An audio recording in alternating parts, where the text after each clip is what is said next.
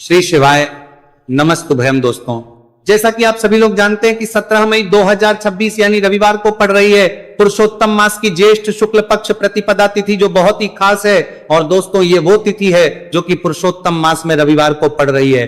दोस्तों, इसी दिन किया जाने वाला पंडित जी द्वारा बताया गया एक लाल फूल और एक सफेद फूल वाले उपाय आप लोगों को जरूर करना चाहिए, क्योंकि दोस्तों ये एक ऐसा उपाय है जो कि हर दिन नहीं किया जाता। पुरुषोत्तम मास में जो रविवार की प्रतिपदा तिथि आती है उसी दिन किया जाता है। अगर आप लोगों ने इस उपाय को नहीं किया है या किसी कारणवश नहीं कर पाए हो तो इस पुरुषोत्तम रविवार प्रतिपदा तिथि के दिन इस उपाय से मत चूकना। दोस्तों देखिए, ये दिन इतना खास होता है, इतना महत्वपूर्ण होता है। देखा गया है कभी कभी बड़े बड़े पूजा पाठ अनुष्ठान से जो मनोकामना पूर्ण नहीं होती है, वह पुरुषोत्तम रविवार के दिन एक छोटे से करने से ही आपकी मनोकामना पूर्ण हो जाती है। और बहुत सारे लोगों ने इस उपाय को किया भी है और उनको इस उपाय को करने का फल भी जरूर मिला है। अगर आप लोग भी इस उपाय को इस रविवार के दिन करना चाहते हैं तो आप इस उपाय को जो है को पहले अच्छे से समझ लेना, सुन लेना,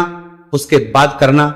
आपको इस उपाय का फल जरूर मिलेगा, आपकी सभी मनोकामनाएं पूरी हो जाएंगी। दोस्तों, हम आपको यहां पर बता दें कि ये जो एक लाल फूल और एक सफेद फूल वाले उपाय है, ये उपाय पंडित जी ने अपनी अभी किसी और की कथा में ही बताया है। उपाय को करने से आपके घर में चाहे किसी भी प्रकार की दुहक और समस्या क्यों ना चल रही हो, आपको उसका कारण भी नहीं पता है कि भाई ये समस्या किस कारण से चल रही है। उसका कुछ भी कारण हो सकता है, जैसे पितृदोष हो सकता है, कालसर्प दोष हो सकता है, या किसी भी तरह का मंगल दोष भी हो सकता है, और भी बहुत तरह के दोष होते हैं, कुछ भी हो सकता है। पर आपको इस उपाय को करने के लिए अपने दोष को पता लगाने की भी जरूरत है। आपके घर में किस कारण से इतनी दुख और परेशानी आ रही है वो भी आपको पता लगाने की जरूरत नहीं है। बस रविवार को प्रतिपदा तिथि के दिन इस उपाय को कर लेना है, क्योंकि इसी एकमात्र उपाय को करने से आपके पूरे घर परिवार में सुख और शांति हो जाएगी। आपके घर में अच्छे अच्छे काम होने लगेंगे। आपकी जो भी मनोकामना होगी वो भी धीरे धीरे करके पूर्ण होना शुरू हो जाएगी। अब हम समझते हैं इस एक लाल फूल और एक सफेद फूल वाले उपाय को आपको करना कैसे, किसको करना है, किस करना है और कैसे करना है। देखो, उपाय बिल्कुल आसान है, बस समझने वाली बात है। ध्यान से समझिए, उसके बाद ही आप लोग जो है इस उपाय को जरूर कीजिएगा। सबसे पहली चीज हम लोग ये समझते हैं कि इस एक लाल फूल और एक सफेद फूल वाले उपाय को इस आने वाली रविवार प्रतिपदा तिथि के दिन किसको करना है। तो देखिए, इस उपाय को घर के सभी सदस्यों को करने की बिल्कुल भी जरूरत नहीं है। घर में से कोई एक मुख्य बड़ा सदस्य इस उपाय को करेगा तो उस घर परिवार के सभी सदस्यों को इस उपाय को करने का फल मिल जाएगा। पर वो बड़ा सदस्य कौन होगा, कौन व्यक्ति इस उपाय को करेगा, तो यहां पर देखिए हम आपको बता दें, घर की जो बड़ी माताएं बहनें होंगी, घर की बड़ी माताओं बहनों में से कोई भी एक माता बहन इस वाले उपाय को कर सकती है।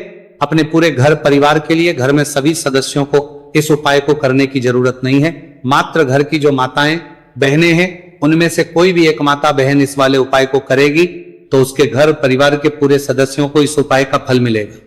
अगर किसी कारणवश माताएं बहनें घर में उपस्थित ना हो या वो इस उपाय को ना कर रही हो, कुछ दिक्कत हो, तो भाई उस जगह पर फिर घर का कोई बड़ा व्यक्ति भी इस उपाय को कर सकता है। माताओं बहनों के कहने का मतलब यह था कि माताएं बहनें घर की लक्ष्मी होती है।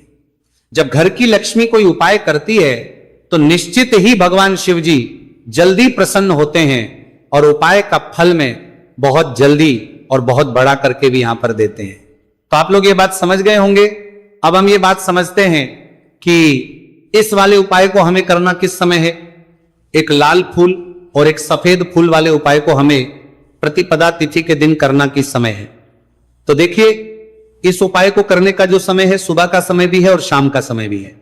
अब देखिए, यहां पर हम मुख्य रूप से सुबह का समय नहीं बोलेंगे, क्योंकि देखिए ये जो प्रतिपदा तिथि है, और आप सभी लोग जानते हैं रविवार प्रतिपदा तिथि के दिन का प्रदोष काल का मतलब शाम का जो समय होता है ना, इस दिन भगवान शिव जी का सबसे प्रिय दिन होता है। तो आप लोग इसे एक लाल फूल एक सफेद फूल वाले उपाय को सुबह के समय भी कर सकते हो और शाम के समय प्रदोष काल में भी कर सकते हो। सुबह के समय अगर कर रहे हो तो 10 या फिर 11 बजे तक भी अगर उपाय करोगे तो भी आपको उपाय का फल मिलेगा। वही अगर शाम के समय कर रहे हो तो इस दिन जरूर शाम के समय का ध्यान रखना कि शाम के 6 बजे से लेकर 7 बजे के बीच में अगर आप इस उपाय को कर सकते हो तो बिल्कुल कर लेना, पूरी कोशिश करना।